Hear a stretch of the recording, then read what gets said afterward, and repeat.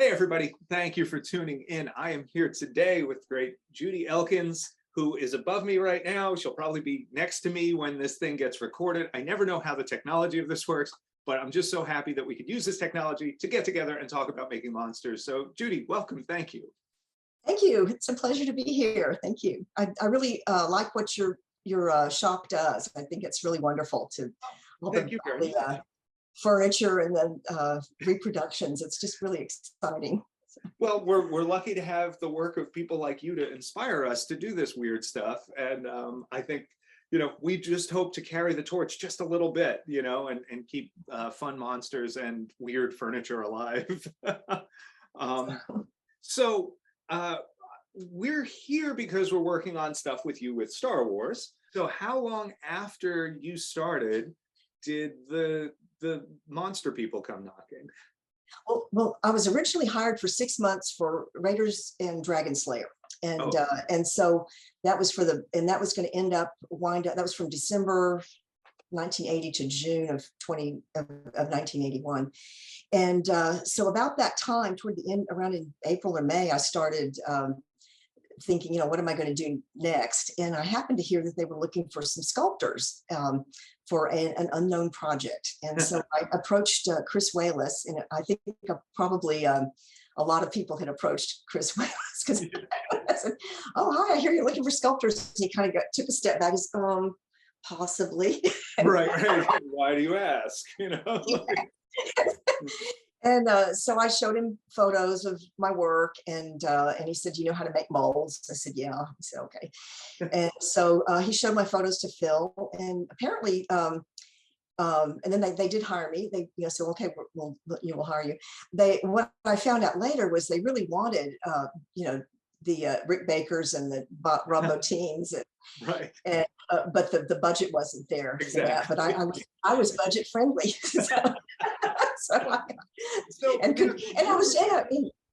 I'm sorry. No, I was going to say, did you know Chris from the work? So a lot of the rotoscope work for Raiders, I always think of the end scene with the swirling ghosts and all that stuff. That was the scene. Chris was doing the melting heads for that. Had your paths crossed there at all? I knew who he was. I hadn't really talked to him before, so I introduced myself. I said I was from the animation. But department. You have like that like, hey, I'm already here.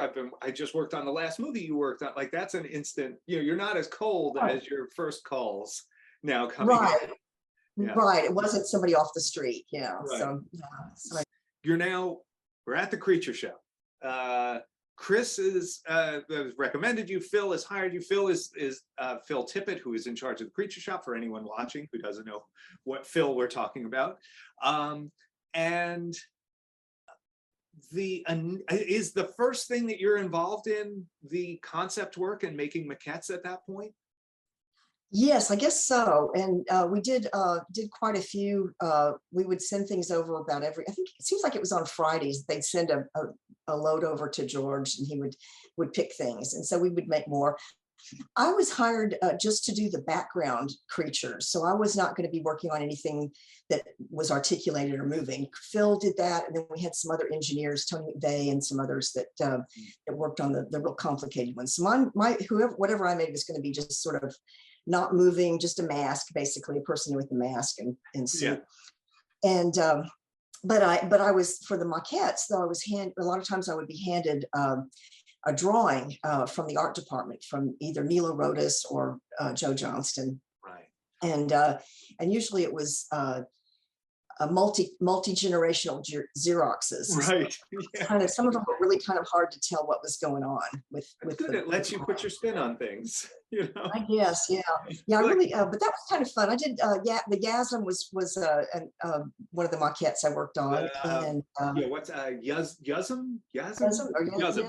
He's the little furry guy with the long legs. Let's go creature by creature a little bit. But let's start with Yasm. So he's a favorite of mine. He looks a little bit, he reminds me a little of like a Wallace and Gromit character or something like that. Something in the shape of his mouth.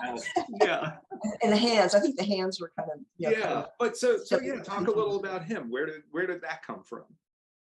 That was a drawing, and to be honest, I really kind of didn't get the proportions right. It was supposed to have been they were supposed to have been 7 feet tall, and with a little, like a little ball of fur on long legs. And I didn't quite get that with the model, but that was, that was sent over and it did get approved. Yeah. And I made the little gun thing. That was kind of fun. The model shop at we would go to the model shop a lot of times and get little greebles and things. I was just going to say, you're raiding their greebly box and just. So they showed me how to do those things. And that just sculpted him and put the fur on him. It took a long time to put the fur on because I was kind of in there with tweezers and glue and tweezers and cutting the fur off of probably a fake fur piece.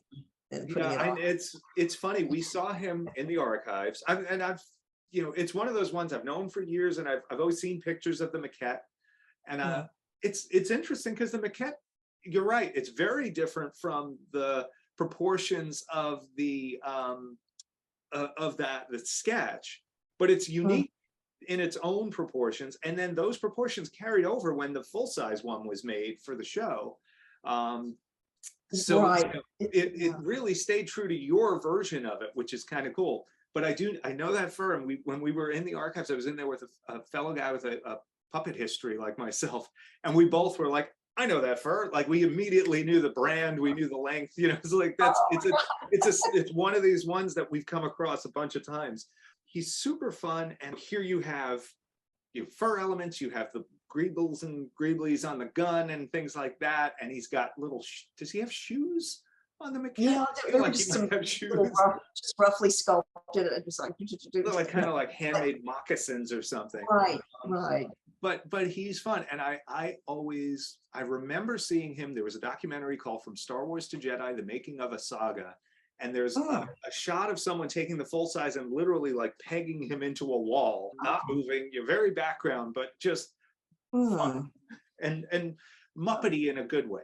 Right. I did not make the full size. That was, I think, Dan Howard, made the full size. That would make sense. Yeah, he was involved in a lot of like the more fabricated full size pieces. He didn't do as much mold and cast, right? He was more correct.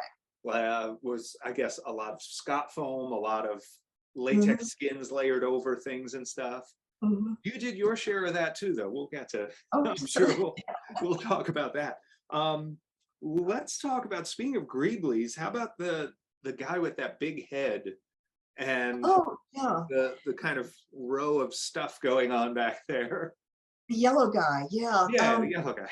I don't think he got chosen. I think he was a reject, but it was just something we would make a lot of things and then take them out, and they would send them over to George Lucas, and he would pick and choose. But that one was just one, just like, hey, and I guess again for me, the figurative. Since I was used to figurative work, it's it has kind of the human basic neck body, and then just I was thinking, well, they could put prosthetics on a person and some fake teeth and some very big fake teeth, big fake teeth, big fake teeth. That was kind of my idea for that guy. And then just the kind of the hair and the greebles just made it more interesting. He was I just felt like he needed some hair. I'm gonna, it's funny, I'm just realizing, so you talk about American Cinematography Magazine, so there's a Smithsonian magazine here. And look at this, all these times you're talking about, where is he? There he is. Talking about reading the magazines to see the stuff, and then there's your guy right in the middle of this magazine cover. Is that a recent? No, this is from 1990. We've got the Yuzum right there as well. So it's, all of this kind of comes around for at one point you're being inspired by the magazines, and then later somebody else is buying this magazine being inspired by your work. The yellow guy, to me, always had a very Ferengi look to him from Star Trek. But this is years before that, right? Like, so. I guess so. I wonder. It makes you wonder. Did someone from Star Trek get a look at that guy and wind up bringing a little inspiration from you into that universe? Who knows? Let's talk a little about Yak Face. Was that one that came from a sketch, or was that something you just made up on your own? I just made him up, and I just started pushing the Sculpey around, and I kind of thought about different animals. I just kind of pushed the clay around, and then sort of a snout. There was a snout and a neck, and then I just kind of, like you were saying, that sometimes it leads you, and then sometimes. Yeah. You lead it, lead it. So it was like pretty soon it's okay, well, here's a good place for a mouth, and here's a good place for some eyes. And I kind of pinched up the nose and wrinkled it for to make it look more alien, or less like a, like he was starting to look like a camel, and he's still kind of like a camel. And so I this will make him look less like a camel. And so I kind of pinched up the nose and then put some ears on. And then I guess with the Sculpey, you bake it in the oven, and then you paint it. And so after that, I think he just really needed some hair, and I just thought that would make him look more friendly. There was a place in Berkeley that sold different exotic animal hair, and I had gone over there on a weekend and picked up all kinds of. I think there was some yak hair, and I'm not sure if he had yak hair, but there was different hairs from different. And alpaca, and everything. Oh yeah. And so we had some interesting hairs to work with too for the maquettes. So I feel like yak hair would be really big scale on something that small. It's so coarse and crazy. Yeah, I guess. Yeah. He has a friendly vibe about him. The hair definitely helps. Makes him literally a little fuzzy. Yeah. He definitely is a fast read.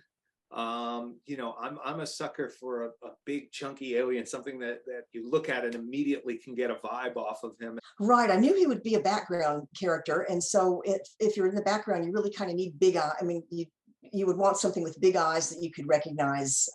This is a face, rather than something if it had squinty eyes and some kind of dark mass just hidden in the shadows. You needed somebody bright and with big eyes, so that as the camera panned, you'd see him. Right, he would show up, and so that's kind of how he came about. And then he got approved, and so then we went into the full size. Right, and at one point you had asked me, how did we pick him? Yak Face has a really interesting story. He, the old action figure in the 80s wasn't ever available in the United States. So as kids, we never even knew Yak Face as an action figure existed. It became one of these very sought after figures. There's a mystique about him. And so, you wound up designing a character who not only made it into the movie, but who also became a very sought after and valuable old action figure. So that was part of what made him an easy choice, and something that was a good way to bring you into the archive collection. It's really nice to have your work represented in it, and I think it's exciting for us to, put that in with everybody else here, where we've got, Phil Tippett and Chris Wallace and Ken Ralston and Tony McVeigh all represented so far, and now Judy Elkins as well. So, so that's kind of cool. It is. It's really, really. I mean, it's something I never expected. So it is something really exciting. And 40 years too. I mean, I can barely remember it, and just the. Hearing back from other people, people send me photos to sign and that kind of thing. I think, nice. Wow, I'm so happy that the work that we did 40 years ago, people are still enjoying it. That just kind of, I mean, you don't remember other things you did 40 years ago. I mean, nobody remembers the rotoscope mats I did for Raiders. Right. There's about that. So this, I guess, this is because it is a thing. It was a three-dimensional thing that that you can hold in your hand, and it's a character. It's the real world. Yeah. So we've been going through this process of identifying all these old maquettes and figuring out who sculpted what. And I have to take a moment and thank you just for all the help you've given us in that process. You're welcome. It has been so fun exploring this stuff. We've been going to the archives, we've been digitally laser scanning and high resolution capturing all of these things.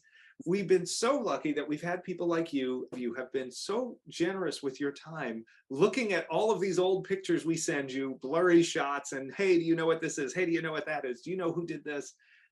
We wouldn't be halfway where we are in terms of what we've identified and what we're able to do if it wasn't for you. So thank you for that. We have one called the Toadstool Terror. Oh, yeah. It's not my favorite. So it was another one of those where it was a multi-generational Xerox right. copy. I really couldn't tell what was going on. I had to have Phil explain what is it? What is it doing? And he said, well, it was kind of like a toadstool with some eyes or something. And so it just kind of grew there. But I really, I had a lot of I really struggled with that because I just really couldn't visualize it in my head what it was supposed to be and what it would look like in 3D. So I just kind of, did the best I could with it. Right. I never really liked. I think it did get chosen though because we did make a full size. He got made. Yeah. There's 1 or 2 shots of him in the movie. He's barely in there, but there's some good behind the scenes photos of him. We called the full size one Wonton Terror because it was fabricated with the black foam and covered with rubber skin, and it looked kind of like a wonton or something. So the Wonton Terror. I believe that's the L2 on the lunch special. You get Wonton Terror comes with fried rice and an egg roll. I think he's kind of neat. The maquette is cool on him because it's chunky, it's big. It's got a lot of heft to it. There's a lot of Sculpey in there. And what is kind of neat is the sculpt on him feels a little more classical or rougher in the textures, whereas Yak Face is actually a little more polished. He has a little more skin texture. He's a little more refined. Let's talk a little about the dancer. I think we'd been working on other things, and this was kind of a new addition. They said, "Oh, now they need a bird girl. Some ideas for a bird girl. They want a bird girl for the movie." And so people did different versions. And Dave Carson's, I think, was a blue. There's a blue kind of a bird woman. Yeah.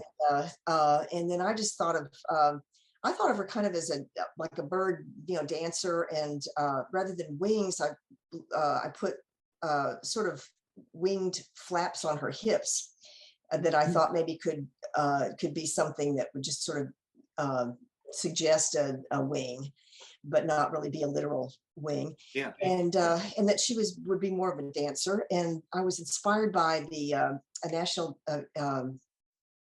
Geographic article on the Aztecs, and they used to make they would have dancers that would make costumes out of hummingbird feathers.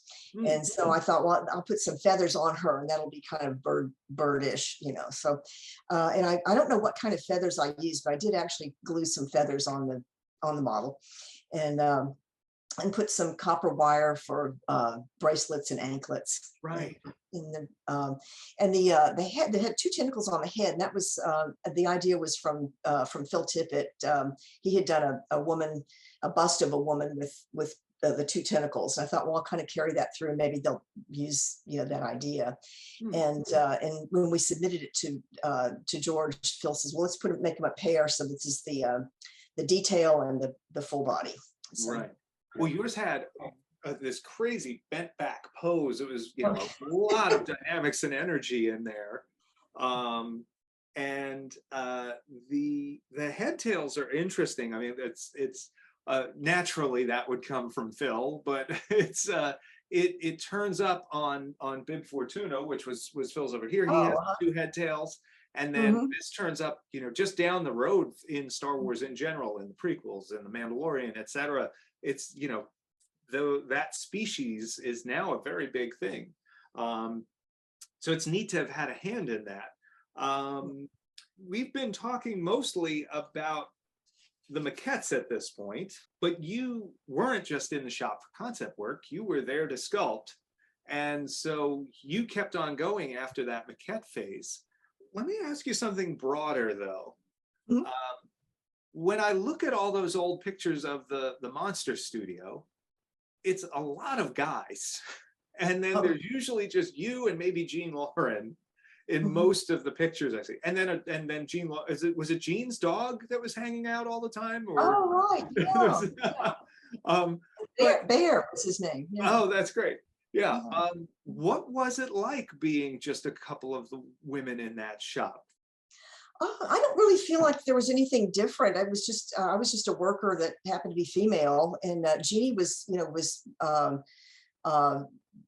very good at what she was doing. We just did our jobs, and we really, the guys were not. Uh, did not treat us any differently. Phil's wife is an artist, so it's not, for him, it's, that's just, yeah, artists, women are artists, so, Yeah, yeah.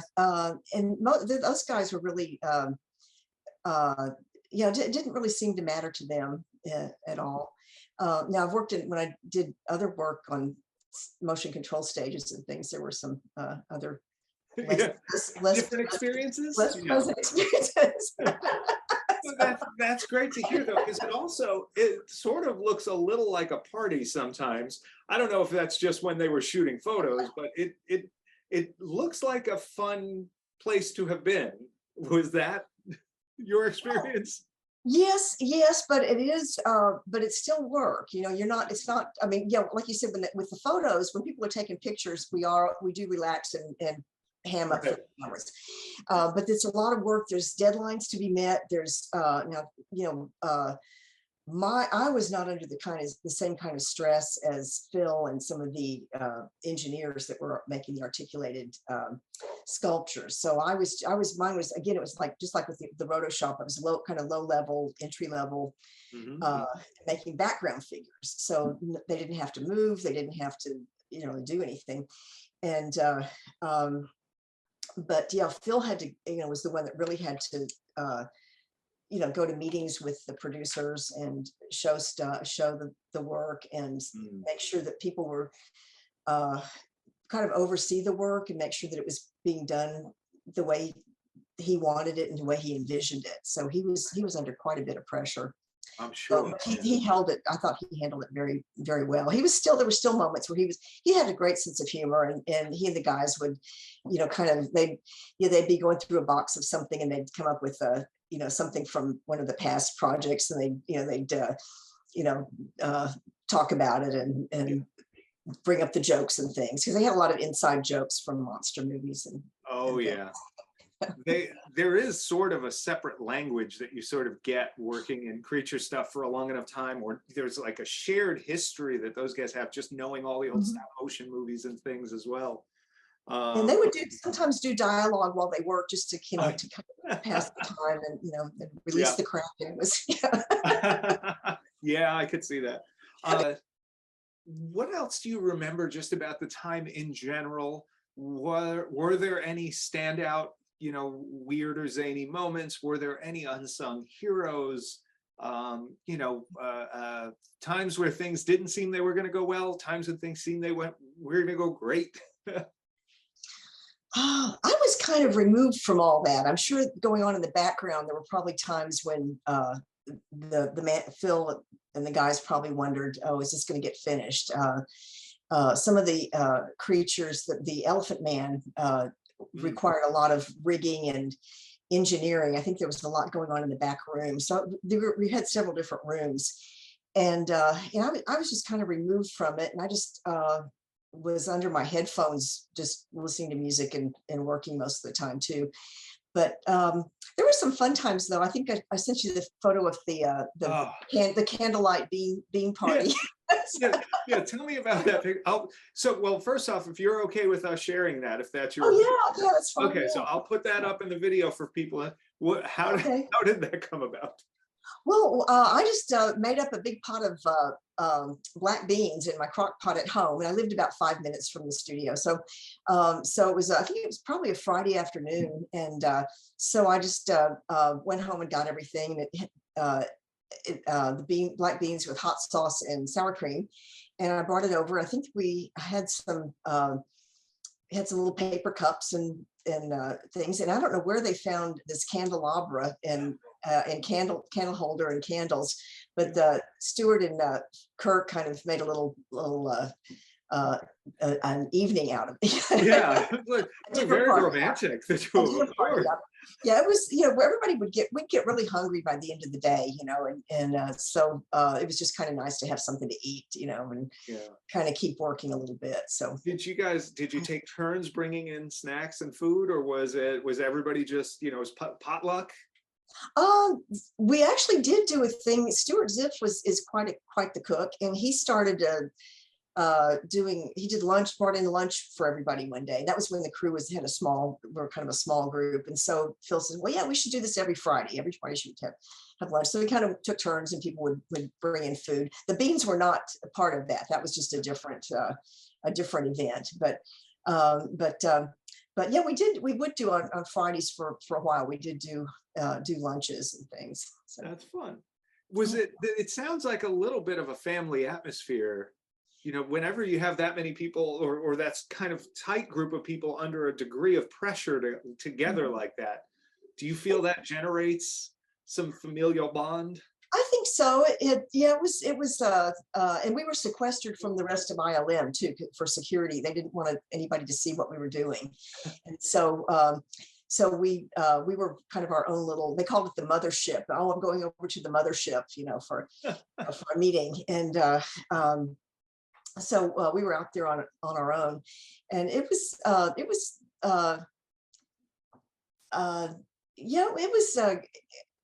grew too. It started out with about 7 or 8 people. I think we had close to 30. Was it close to 30? Maybe 20, more like 20 toward the end. We had people that came in and did different things, and we're making. I think we had a vacuformer that they had made, and so we were making helmets for the stormtroopers for wardrobe. I think wardrobe was in a building next door, so they would come over if they needed something, and so kind of they became part of our group as well. Yeah, well, it's one of those weird times where wardrobe and creatures cross over, right? Because they're doing wardrobe, but they need vac forms, they need rubber parts, they need fur, so I definitely see some cross pollination in asking there. Especially toward the end when the creatures were getting finished. Like I think Yak Face has I did the rubber mask, but somebody else did a body and some costume, some wardrobe. Yeah, and he had a fluffy collar. Like he's kind of cool. Let's talk about that life-sized Yak Face. So this is now your maquette, and they gave you then the opportunity to make him full size as well.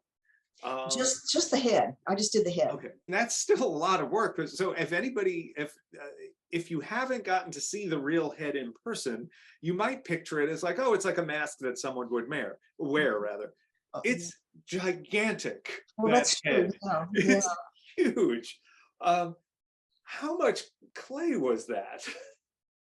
It was probably at least 100 pounds of clay, and the mask fits. So I remember making eye holes on the neck. Yeah, because that's how it would fit on a person, and they so the actual head is up over your head. Yeah, and I remember taking cheesecloth to cover up the holes. I would took some cheesecloth and then kind of painted a little bit so that it sort of disguised, and you couldn't real easily see the neck holes. But they were filled with urethane foam, and then later on, part of my job became to cut away the inside foam so it would fit on somebody's head, and for a lot of these creatures. So you didn't even cast a head into there. There was no core mold. You filled it solid and then trimmed away. Used like a turkey cutter, like an electric knife to cut. Right, electric knife, exactly. They would make a big and Wesley Seeds and Kirk were the mold makers, and so they would wheel the clay sculptures in and make the plaster molds, and then we pour the latex into there, and then let it set up to a thickness of about 1/8 of an inch. And then they pour out the rest of the latex. It was like a slush mold, and then let that harden up, and then we pull it out, and then part of my job too later became to cut the flashing off and kind of repair any holes and things like that, and then get it ready to paint. Yak Face, I did paint Yak Face. I think Phil did a lot of the other painting. He was just a lot faster with it than than I was. And that was an education too. With the rubber, when you're painting on rubber, you have to use a rubber latex paint. Yeah. So it's thinned with benzene, I guess, and Yeah. yeah, rubber cement. Those rubber cement paints Rubber with cement the paint, benzene. Yeah. and then the airbrushes would clog up quite a bit, so Oh you're yeah. constantly having to clean the airbrush. But that was a real education too. I was not aware of any of that process. Do you feel so? For starters, I feel like you owe an apology to Wesley and Kirk's backs for Oh having to yes. make a plaster mold of that gigantic sculpture. Well, actually, once they make the mold, though, then they take it off of. They might not have ever had to lift it because True. Yeah, they would plaster's break it made apart before they would. yeah, Yeah. and But clean even it out. even just once you filled that thing with latex, I had to take Mhm. 3 buckets of latex just to Oh, fill God. it up. Oh, yeah. That was, He's a huge guy. I do know there's a great shot of you putting hair into him, and oh, maybe that's yak hair, maybe that's horse hair. He's got very, very coarse hair. It's got a lot of stick outedness, for lack of mhm. a better word. It Um, might have been horsehair. We had some horse tails and a lot of just a lot of different types of hair and fur and things. right. That's really cool though, because not a lot of people get to, on a movie, design a character, Mm-hmm. sculpt the character, paint the character, hair the character, really take it all the way, save for molding, which is the hard part. Let them do that. And you really got to take him to fruition. That's kind of a cool thing on its own. Yeah, that was. Um, Some of the others, other people painted. I did one we called rock lobster that looked like a yeah, lobster, and Phil did the paint job on that. And then low overhead was the little slug with the tentacle coming right. out. It kind of looks like he's trying to lick C-3PO in one scene. That's a bizarre thing. Yeah, and I think Phil probably painted that one as well. Gotcha. And he's just was so fast with all of these because he'd done it for so long. Let's see. And Toothface was another one that I made. I think I put hair on him too, or maybe somebody else did. Did you do the sculpt on Toothface or just work on? Yes. Oh, cool. Yeah. And that one was Chris Wayless. Right. We found out. Mhm. It's a cool design. He said he would base it on some kind of a warthog or something like that. But he's also really big. Were you intentionally sculpting gigantic to try and get your stuff to show up in the movie? Everybody else had small heads, and No, that was what they wanted. Because I'd say, well, how big do you want this? And they, and I remember having a discussion with Joe Johnston about low overhead. I said, well, how big is this? He says, oh, kind of dog size. well, that could mean a lot of things. Yeah. So where's Bear? We have to measure him. Oh, yes, that's right. Yeah, he was scale reference. Is there anything, thinking back on that time, that you feel was the biggest challenge for you personally? I think just moving into since it was a new environment and a lot of new processes and that sort of thing, and it was very different. I was used to being in the animation department with the cameras and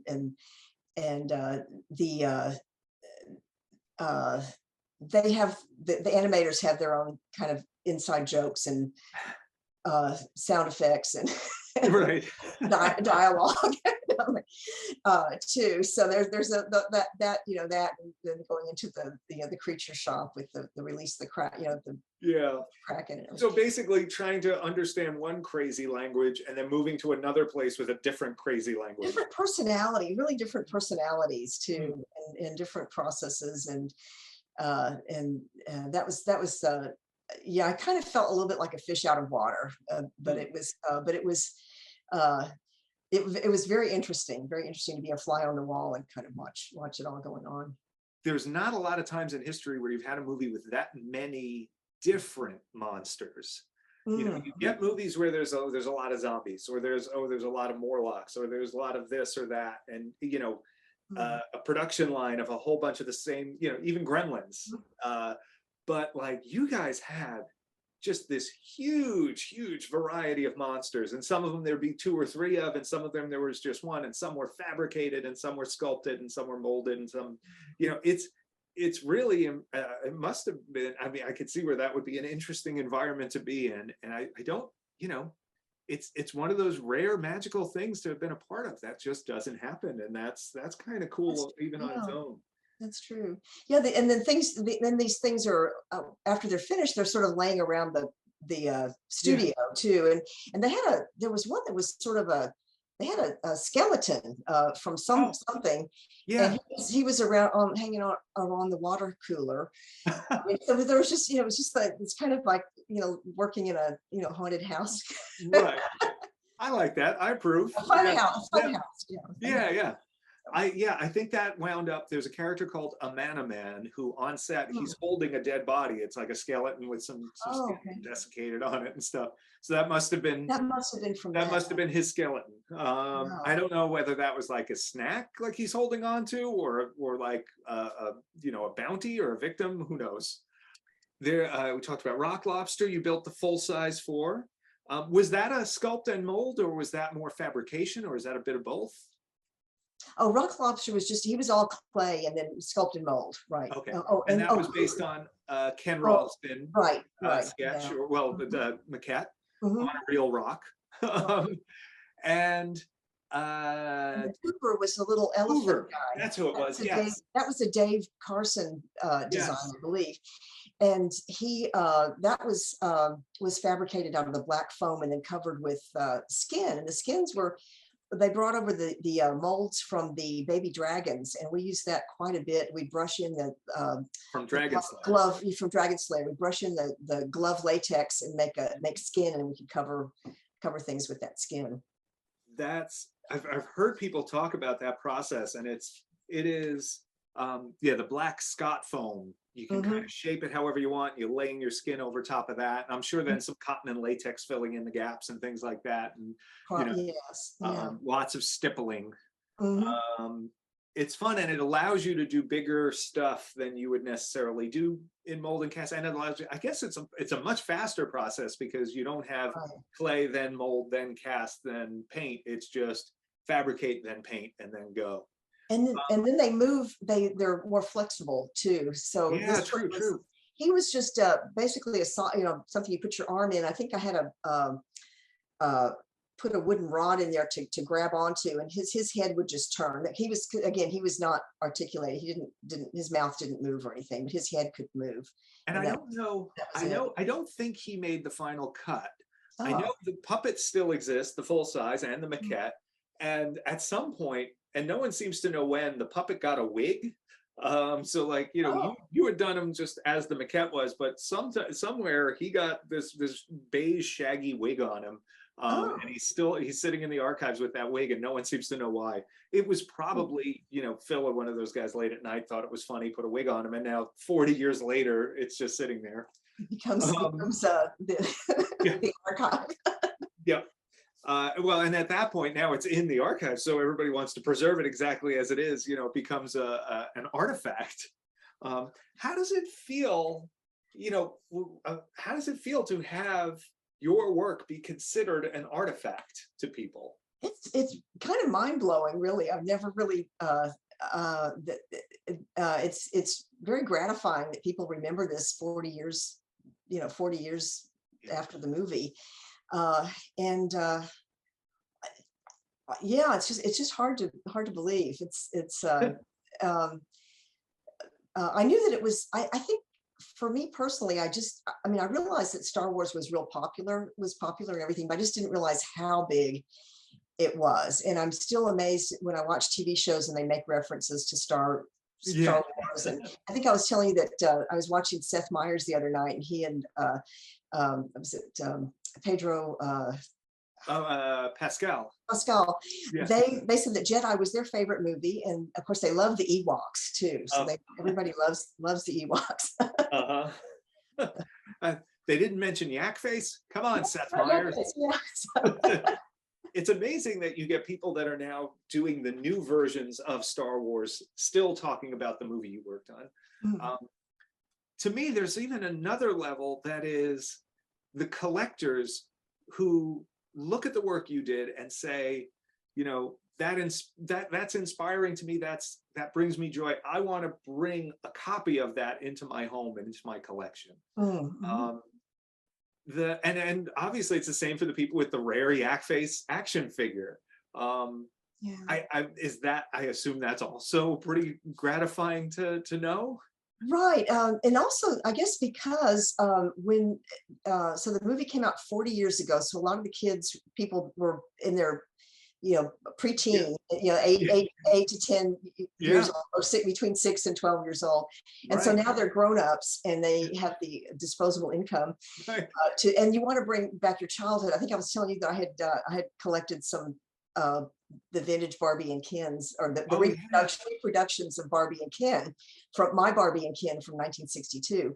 And it just really does. It's just when I look at them, I feel like I'm 9 years old again. It's just it's Christmas and I'm 9 years old. And it's just this warm feeling that kind of floods through you when you look at those things. So maybe that's it.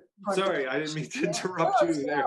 No, but and now you're giving people that feeling with your work, and and I mean, you are actually with the robots and action figures everywhere. Like, I get it. That's but yeah, there is something magical about that, like that thing from your childhood and having it in front of you, or in the case of these maquettes, having the story of the thing from your childhood on top of it, the history of it, the artifact nature, where it's not just another statue or a toy. It's actually like, oh, this is history. This is part of the production. This is part of how this came to be. I have 2 questions left. Okay. One, do you think miniatures, puppets, and models still have a place in film today? I would say yes, because I mean, the CG is wonderful. You can do so many things with it, but you don't need it for everything. And I would think as a director, you might be able to have, if you didn't need for the creature to fly or do something, that you couldn't do on stage, it's easier to light it and direct it if it's really there. And the actors, and especially with the lighting and things too, rather than having to go through the whole process of creating a digital model and compositing it in, and telling your actors, oh, it's going to be over here, and here, talk to the balloon, or talk to the tennis ball. And so I would think that yes, that they do, and also they're just it depends on the need, what you need it to do. I agree with all of that. I don't think it'll ever go away. I think at some point, the computer stuff is great and it's getting better and better, but there's always something special about having a big monster in front of you. The last one, you said that you used your headphones to tune out some of the craziness around you during this production. What music were you playing? Mostly Dire Straits. They had the first three albums out, and I loved Tom Petty, which I still listen to. And I was kind of starting to explore rockabilly. So there was Johnny Burnett, the Blasters, Eddie Cochran, and then some folk music. Tim Buckley has always been a favorite, and but yeah, there's a lot of Dire Straits. So his music, Martin Knopfler's music is just really so elegant. It's just really amazing. His movie soundtracks too.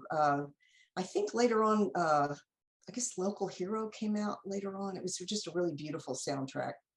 That's excellent. I love his stuff as well, and I think that's it's always fascinating to me what music to make monsters by. What is that? Now the other guys would listen to movie soundtracks quite a bit. So and that was a really an education for me too. Dave Carson and Phil both had quite a collection of that. And there was Bernard Herrmann and I forget who did Psycho. That was Bernard Herrmann. Well, and Dave Carson mentioned that influenced George Martin when the Beatles for Eleanor Rigby. Wow. Yeah. Yeah. So it's so then we talked. So I learned a lot about music as well as monsters and monster movies. It was the whole thing was quite an education. Yeah. Well, it sounds like it. It sounds like a very special time. It's kind of amazing that that's 40 years ago now. Yes. You were obviously very, very young when it happened. I was very young too. I'm so grateful that after all this time, you still have all those great memories of it, that you have been so willing to share your time and memories with us. And I cannot thank you enough for being a part of this edition. If anybody is watching, please look Judy up on IMDb and on the Star Trek Wiki and all of that fun stuff. There's so much that she did that we didn't even get to talk about. Maybe we'll do this again sometime and talk more about all of that stuff. And in the meantime, if you're watching this on YouTube, please do the like and subscribe thing and go to Regal Robots page and sign up for our mailing list. And check out the Yak Face maquette, which will probably be out by the time this is up, and maybe bring a little bit of Judy's work into your home. For myself from Regal Robot, Tom Spina, and for Judy, thank you all for watching. Judy, once again, thank you so much for joining us. Thank you, Tom, and then thank you, audience, for listening in. It's just this has been a really fun chat. I've really enjoyed this a lot. So. Thanks, everybody. Have a good day. Okay, thanks.